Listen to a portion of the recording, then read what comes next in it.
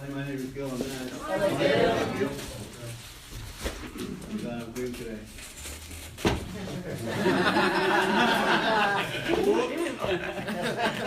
Just saying. It's really good to be here. Let me see. Nah. I like to look, I like to look at the people. You know, if I'm going to pour my heart out and speak from my heart, I need to see you. I need to feel you. That's what I have to do. It's really good to be here.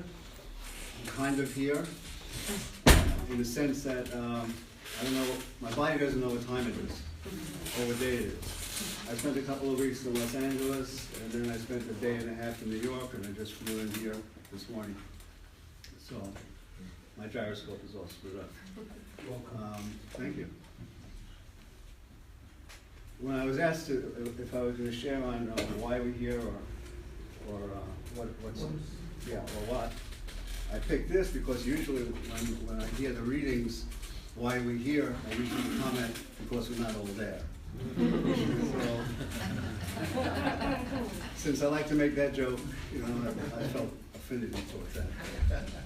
And indeed, you know, why I'm here is because I got lucky. Indeed, you know, there's some grace that got me here that was not my best thinking. You know, I got here because at the end of my road, I need to tell my landlord that I was going to get some help and why I couldn't pay him his rent yet again. You know, I gave this guy $50 and a promise to pay for a bunch of years, and he loved me and saw me when I was functional, and you know, at the end for me when I lit crack cocaine, it took me down. I started using it when I was 11 years old in 1955. And I kept using it in the 60s because everybody else did. There's something wrong with you if you didn't. And I kept using it in the 70s and party on, you know, tune in, drop out, and turn on, and power to people, and anti-establishment, and peace and love, you know. And that's what I was searching for all my life, and I found it here. You know, I found peace, you know, through the 12 steps, and I found love from you people. So I finally got my wish. Wow. That's real. This is the first time I've been to England before. It's my first time being in England clean. And they tell me that if I haven't done it clean, I haven't done it. So I feel like I'm really doing it. And to be in a room full of family, feel me. Of course, it didn't have to be this way. You know, like the reading says, you know, I'm a reading kind of guy. I'm a fifth tradition kind of guy. I'm the kind of guy that pays attention to having an atmosphere of recovery and not, you know, constant drone and chatter and busyness in a room, because I know how it was for me when I first showed up, and I needed to hear that stuff. You know, when I heard stuff from the readings, when I read the basic text, and how do these people know that that's me? I mean, I thought I was the only one who felt that. You know, so already it became easier for me to try to be here because it was a commonality. You know, I was talking today to my buddy, and we're talking about diversity.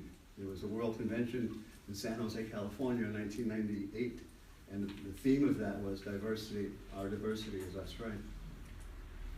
And as different as we might be, as different as we are, in so many ways, we have two things that's most important, is that we have the same disease and we have recovery.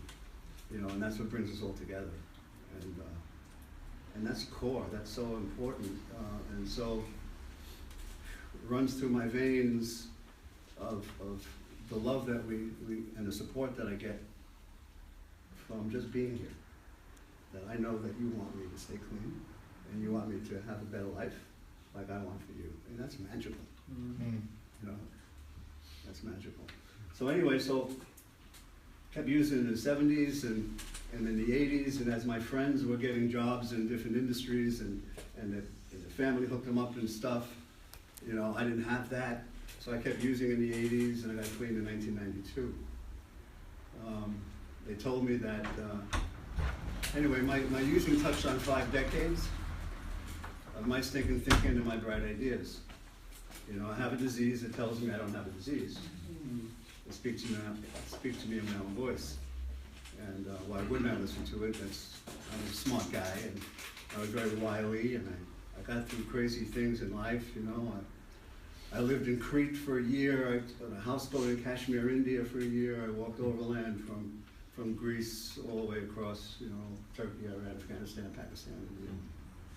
And I was very spiritual because I was in the mountains with hash balls and speaking to God and all that stuff, you know. But if you haven't done it clean, you haven't done it. And today I can do it. You know, today it's the real deal. You know, magic happens with my eyes closed. I get to feel my feelings. I spent a lifetime of spending a lot of money I never had to impress a lot of people I never really liked because I was so empty inside that I needed some affirmation, some kind of worth from the outside, from someone else's, you're okay, because I entertained them, I charmed them, I was a chameleon guy, you know, like we all hear about. And that was me. Right next to that word in the dictionary is my picture. And I got here and you guys told me to, you know, all I had to do was get out of my own way. The only thing I had to change was everything. And coming from a guy who did prison time and stuff like that, and get a sponsor or go ask another man for help, I come from a place where if I gave something away, I had one thing less, right? And I had to learn, I had to unlearn everything that I came in with, all my survival skills, to get out of my own way, so that as life presented itself in between my eyes, I would have some spiritual muscle to deal with it. You know, when I got clean at 47 years old, my best thinking told me that my life was over. As I just went into rehab to bullshit my landlord, and a delay tactic of, I'll think of something to tell him that why I can't pay him. So I went in, I became a cattle rustler in Brooklyn, which means I stole meat from the market. I lost my professional practice. My whole life fit in the STEM. $2,000 a week take-home pay wasn't enough for me. And my priorities changed, and rent was not part of it. So I got evicted from my store, and in my mind, I just became a restaurant supplier. You know, I stole this $200 worth of meat a day, and I went to the restaurants, and I lived with three women that had to do it, were doing what they had to do. And I thought I was hip, looking cool, you know, like, look at me. If you saw me on the corner at the litter basket, my feet were so swollen, I had 5 nails on 2 big stubs. And I was walking with a cane, and you asked me how I was doing, I would tell you, I'm doing great. I'm doing great, I don't have to work, you chunks are going to work. You know, I got women in my house, and all that stuff. I was a legend in my own mind. God, egomaniac with low self-esteem. You know, I was an image maker. You know, come on. That's right. I was a shallow 11-year-old kid in a 47-year-old body with the same kind of needs. So I grew up here in recovery, you know. I came in at 47, I'm 72 now. And I've got a life.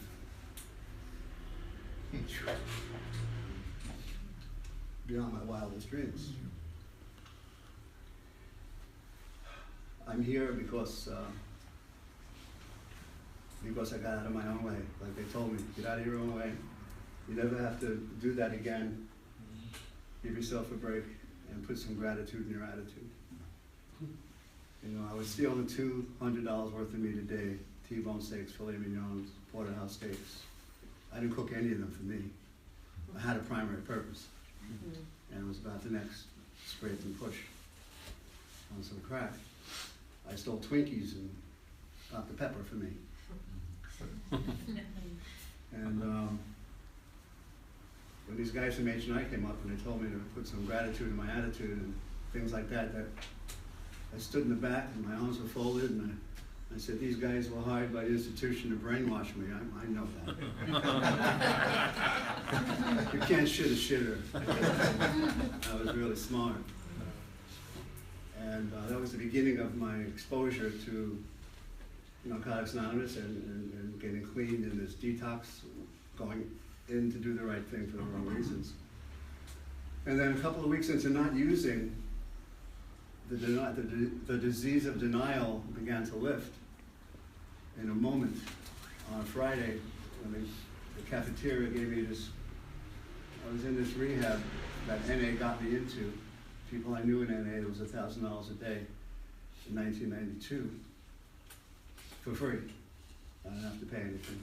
And they give me this plate of fish and vegetables for free, and I push away the plate and I say, what kind of effing place is this? There's no tartar sauce.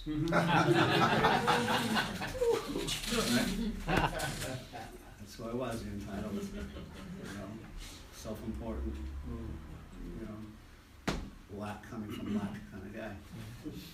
And I heard when I said that, put some gratitude in your attitude, and it all came rushing in. That it was 47 years old and I was dying in this hospital in Manhattan, and how did that happen? I didn't know. I was afraid.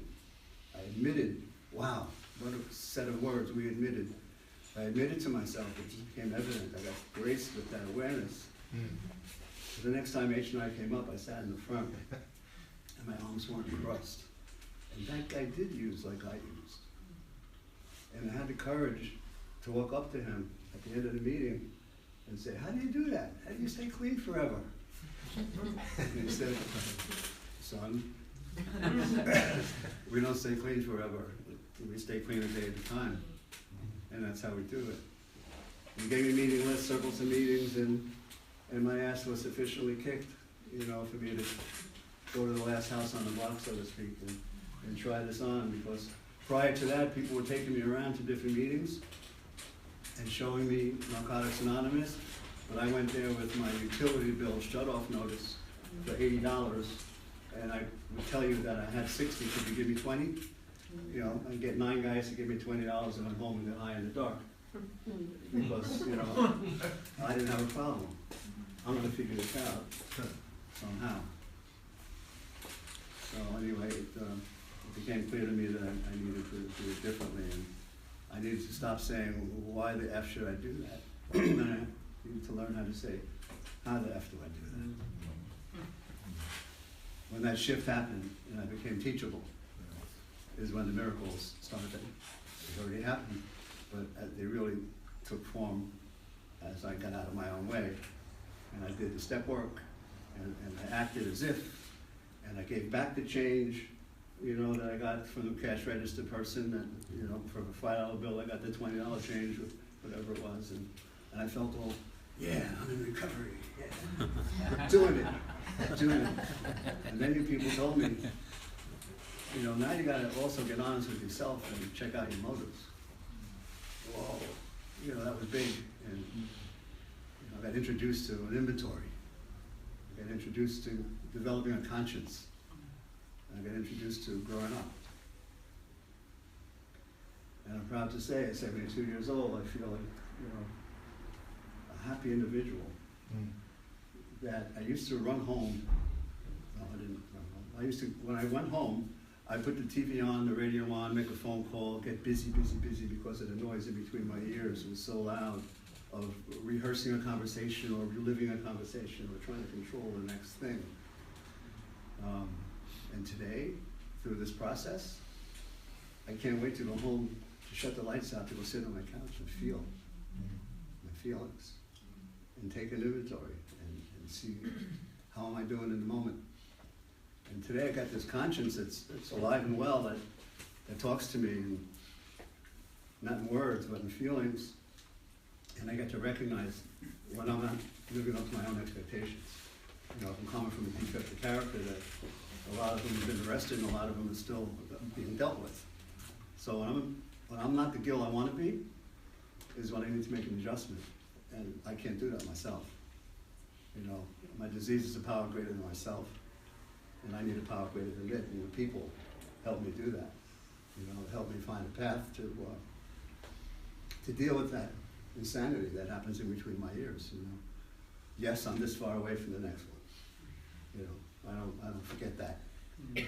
But what's really evident in my life is that I'm one defect away from feeling disrespected by myself, to myself.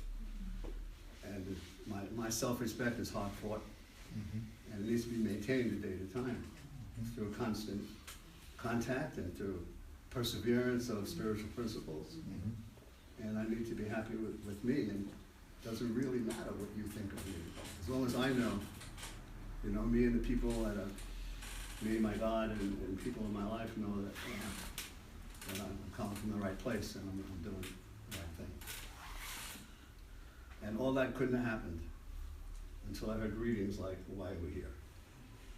Because I wasn't all there. And I'm here now, and I'm loving it. Thank you. Thank you.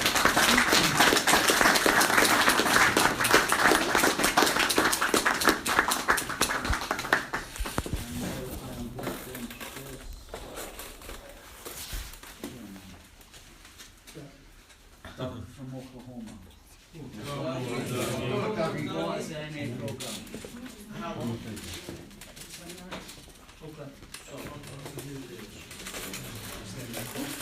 No, I just want to start this timer because I'd like to talk about Narcotics Anonymous till morning.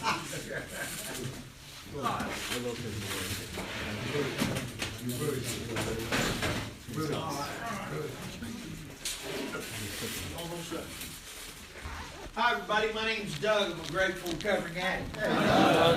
You know, I don't introduce myself as a grateful recovering addict to be different from anybody, but my first sponsor told me, he said, grateful addicts don't get loaded. You know, and so, you know, some people say that gratitude is an action. Some people say that gratitude could be a feeling. You know, I say gratitude is defined by the individual. I think it's both. I really do. I think it's a state of mind. You know, I can find 1,000 things wrong with that outside world, or I can be grateful for what's going on, you know, in my life, being present in the moment. First off, I want to thank you guys for lovingly being kind to me when we got here. You know, we have in our, just for today, it talks about kindness, man, and it says that, you know, kindness is, kindness costs the person giving it nothing. I'm gonna not verbatim, I'm not quoting this, but it's priceless to the recipient. You know, and I still have this disease that speaks to me in a voice that I'm likely to recognize and understand, and that's my own voice. That voice that tells me when I'm on that airplane flying from Oklahoma that you don't have anything to say. You're hanging out with the big boys, and you don't have any business hanging out with the big boys. You know, because my disease wants me to fail. My disease is real quick to get in cahoots with my ego. When somebody says, hey, you want to come speak? My ego's the first thing to answer. He says, yeah, I want to speak. Stroke what I got. Pop my collar.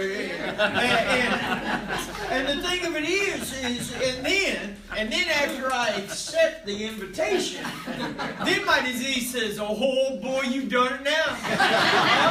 You've done it now. You see, I've got this disease that tells me that I'm going to fail. You know, and 11 years clean, it still tells me I'm going to fail. On a daily basis, that's something. Maybe not staying clean, but it's something. You know, and my topic is, what is the Narcotics Anonymous program?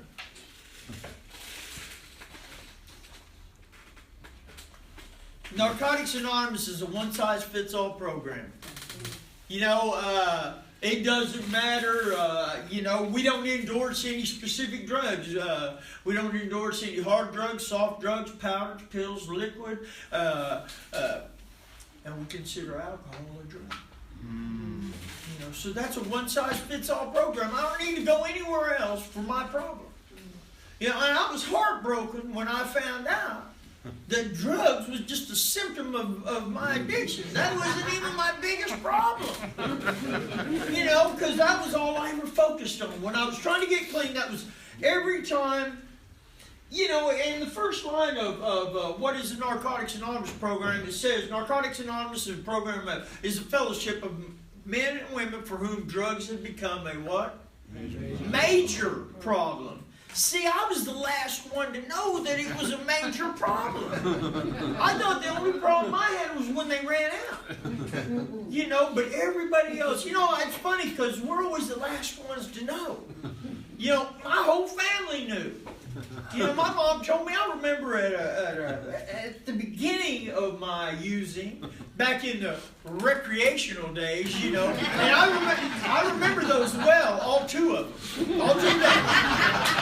You know, I remember my mom telling me, you know, early in the day, you could never successfully use.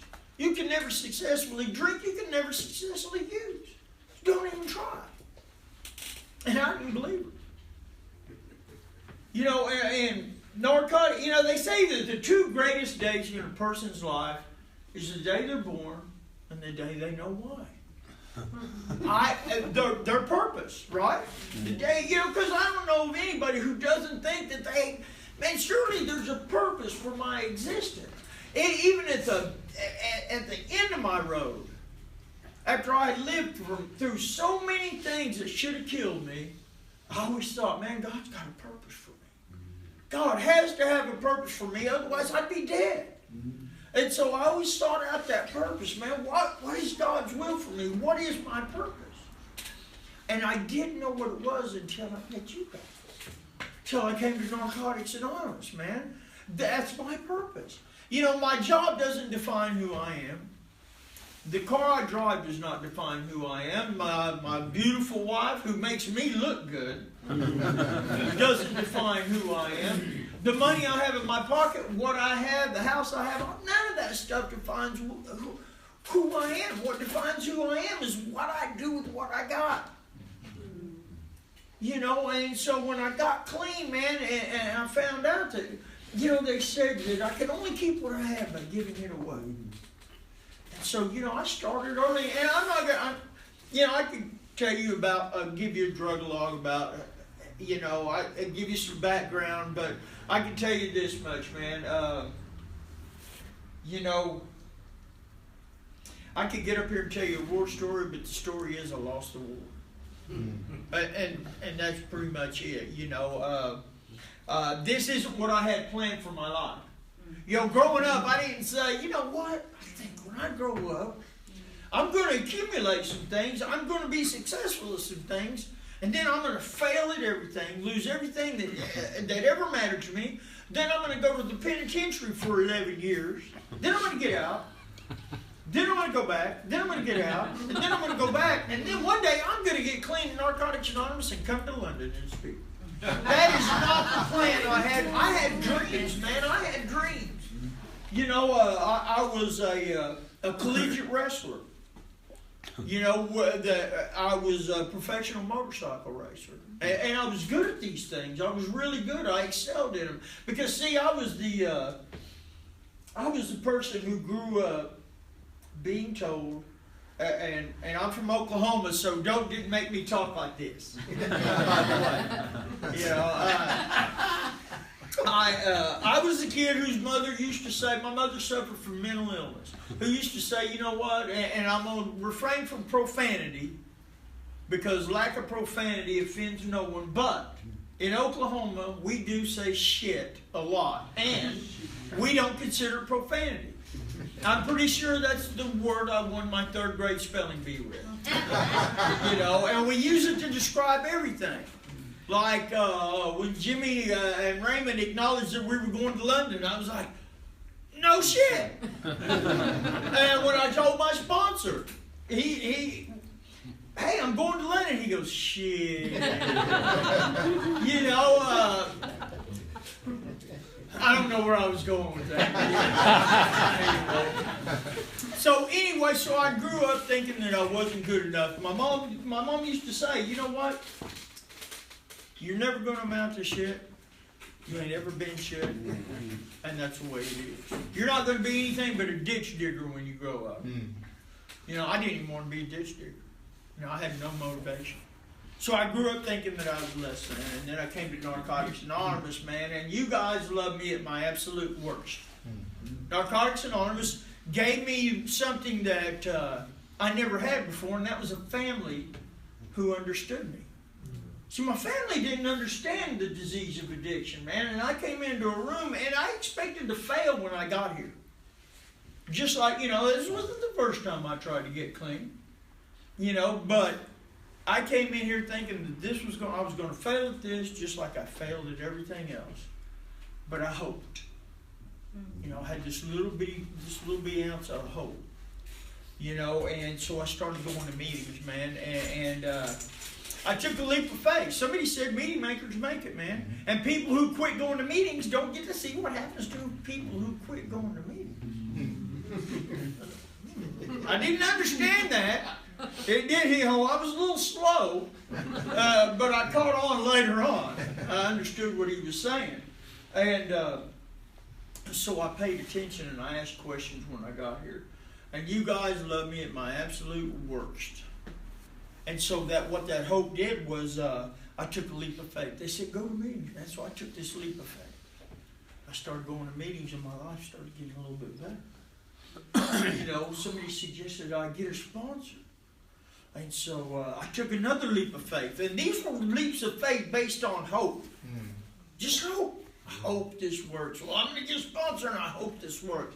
My sponsor said, well, we're going to work the steps. I'm thinking, now it's starting to sound like work. All right? I'm going to meetings. I got the sponsor. Now you had to throw that word work in there. We're going to work the steps. But I hoped. And my life had already started to increase positively. I wasn't always doing this because I was the guy who always looked at the floor. I wouldn't meet your glaze because I was afraid you'd see who I was. And so I started working the steps, man, and my life got better. I learned these things called spiritual principles, and by learning these things called spiritual principles, all of a sudden, I had a God of my understanding. God led me to the rooms of Narcotics Anonymous. Make no mistake about it. This wasn't no accident. And then Narcotics Anonymous led me. I have a belief. And if you want to know about it, you can ask me after the meeting. I'd gladly tell you if you ask me. But I always had that hard time making that conscious contact with God of my understanding because I was always of the opinion, why would God want to do anything for me? How many fought soul prayers that I'd thrown up in the air? God, if you'll just get me out of jail, I swear I'll quit smoking. And then I'd get out of jail, and the first thing I do is, hey, buddy, you got a cigarette? Those fought soul prayers meant nothing to me. And I got out of a lot of situations, so you can't tell me there isn't something bigger than myself out there. And so the longer I stayed clean, the more steps I worked. My belief system didn't change, but it was reinforced. Because now I was focusing on having a relationship with the God of my understanding instead of focusing on the everything outside of that. See, I was always focused on when I'd go to church is what the church people were thinking. And that blocked me from having that personal relationship with the God of my understanding. So Narcotics Anonymous led me to the God of my understanding. And by doing that, there is nothing I can't get through clean. I can tell you this much. I don't know about you guys. How many of y'all have been through a relationship, man, that just broke your heart in Narcotics Anonymous? You know the ones. Right? That one when you meet him and you say, you've been praying about it. You say, oh, thank you, God. She's here. Thank you. I waited 2 years to get into a relationship. Started praying hard after one, saying, God, I've got to get her clean. Send her on. And so, at 18 months clean, I'm still on my knees. And before I could get up, I'd look up and I'd say, well, God, I'm still waiting while you're bullshitting.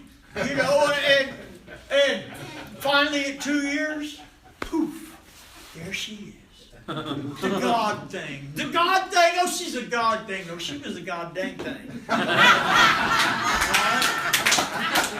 She broke my heart, man. My first newcomer.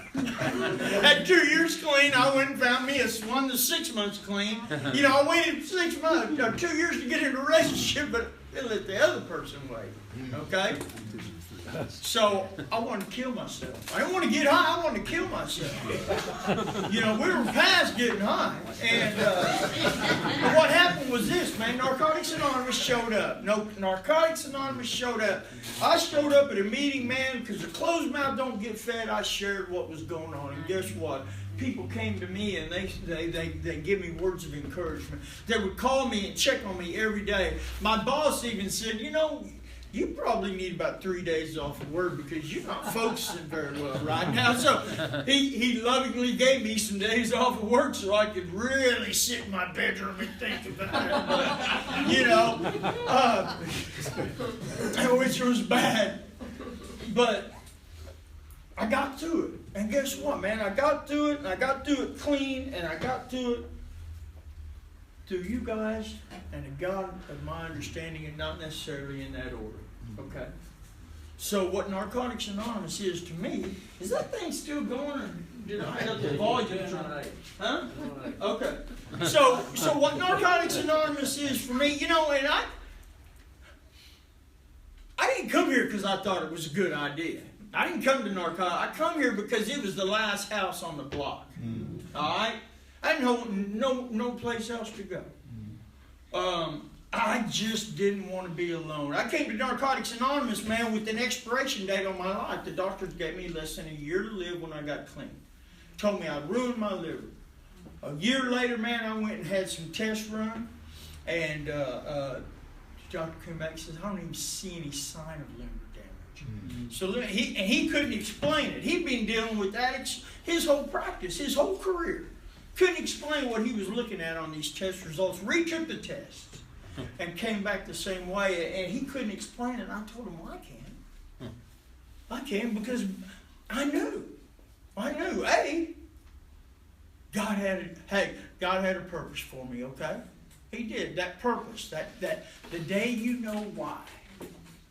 And B, man, you guys, the love of the fellowship saved my life. Man, working the steps literally saved my life.